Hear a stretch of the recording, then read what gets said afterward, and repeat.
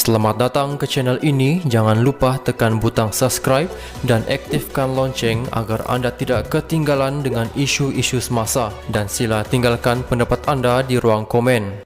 Negara masih memerlukan khidmat pengurusi Parti Pejuang Tanah Air Tun Dr. Mahathir Mohamad untuk kembali mentadbir dan memperbaiki kerosakan yang amat teruk untuk sekurang-kurangnya 2 tahun lagi. Ketua Pejuang Wilayah Persekutuan, Datuk Seri Khairuddin Abu Hassan berkata, dalam keadaan negara yang sedang jatuh dari segenap segi ketika ini, khususnya dalam bidang ekonomi dan politik, hanya Dr. Mahathir sahaja yang mampu menyelesaikan semua permasalahan secara efektif. Menurut beliau, sejarah telah membuktikan bagaimana Dr. Mahathir menangani krisis ekonomi dunia pada tahun 1986 dan 1997 secara amat berkesan di negara ini. Kejatuhan nilai ringgit pada kadar terendah dalam sejarah mata wang membuktikan bahawa kedudukan ekonomi negara berada di paras yang amat membimbangkan. Perkhidmatan tokoh negarawan bertaraf dunia ini masih diperlukan kerana minda, visi serta misi beliau masih tajam. Biarlah kita manfaatkan kebijaksanaan Dr. Mahathir menyelesaikan perjuangan yang belum selesai sementara beliau masih bersama kita, katanya dalam kenyataan media hari ini.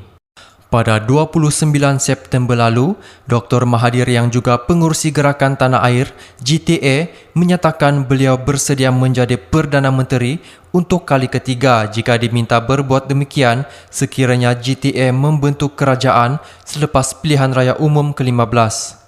Ahli Parlimen Langkawi itu berkata demikian ketika menjawab soalan seorang peserta pada program Hard Talk GTA di Pusat Konvensyen Bangi.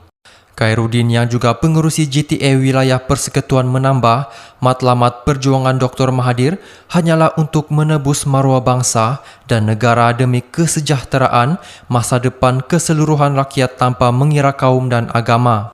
Beliau yakin bahawa Dr. Mahathir mampu mencermelangkan semula maruah bangsa serta negara di persada dunia.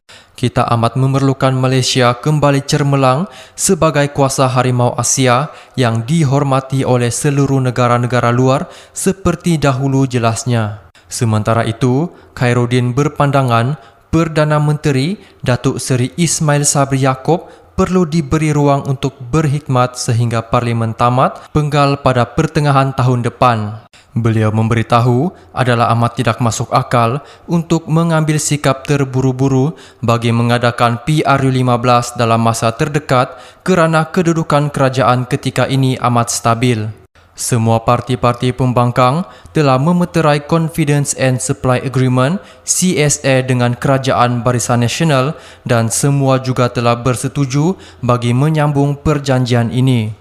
Jadi apa masalahnya dan keperluan pada kerajaan BN untuk membubarkan Parlimen dalam masa terdekat seperti mana desas-desus terkini soalnya?